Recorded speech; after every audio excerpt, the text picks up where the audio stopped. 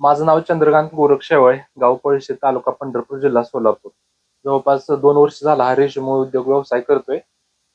तर ह्या व्यवसायाविषयी सांगायचं झालं, 30 दिवसाची प्रोसेस असते. रेशीम जी अळी असते त्याची 10 दिवस चॉकी सेंटरमध्ये असतं आणि राहिलेलं 20 दिवस आमच्याकडे ही अळी येते.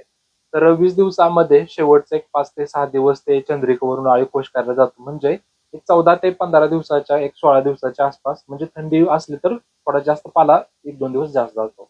एक 15-16 दिवस आम्हाला पाला टाकावा लागतो.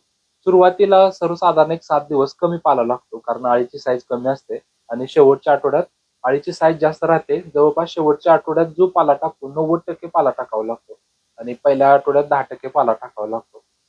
नफा सांगायचं झालं तर सर्वसाधारण आम्ही एका एकरामध्ये 200, 150, 200 अंडपुंजेची बॅच घेतो. प्रॉफिट सांगायचं झालं तर तुम्ही एक स्टँडर्ड लेवलचं जर नियोजन केलं आणि ऍव्हरेज चांगलं मिळलं तर 100 अंडपुंजामध्ये 100 किलो कोश निघायला पाहिजे. म्हणजे 200 अंडपुंजामध्ये 200 किलो कोश निघायला पाहिजे. तर रेटचा विचार केला तर सध्या रेट खूप चांगला आहे आता मार्केटमध्ये. जवळपास 700-800 रुपयाच्या आसपास ऍव्हरेज रेट चालू आहे सध्या रेशनचा पर केजीचा.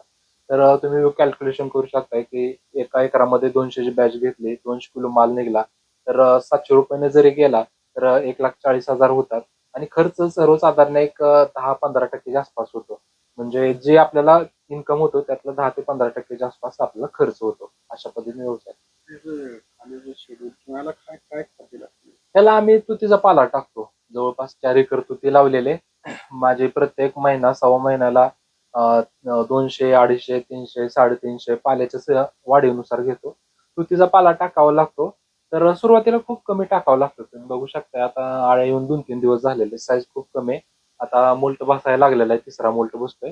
मोल्ट बसणे म्हणजे काय, आळीच्या वरची कातं नसते ती निघून जाते आणि आळीचं स्ट्रक्चर वाढतं, ब्रॉड स्ट्रक्चर होतं. तर अशी अवस्था आमच्याकडे 2 अवस्था असते, तिसरा मोल्ट, चौथा मोल्ट बसतो. त्या मोल्टमध्ये पाला टाकायची गरज नाही, आळी तोंड वर करून बसते. थोडं कुठं तोंड वर करायला लागलेले. वेगवेगळे ऋतू असतात, तर कशी काळजी हम्म. घेतली?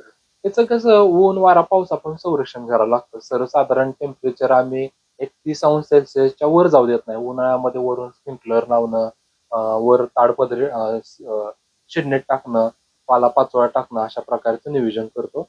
आणि थंडीमध्ये ही जे तुम्हाला कागद दिसतो, आता थंडी जर जास्त झाली काय करतो, आळीवरती कागद टाकतोय.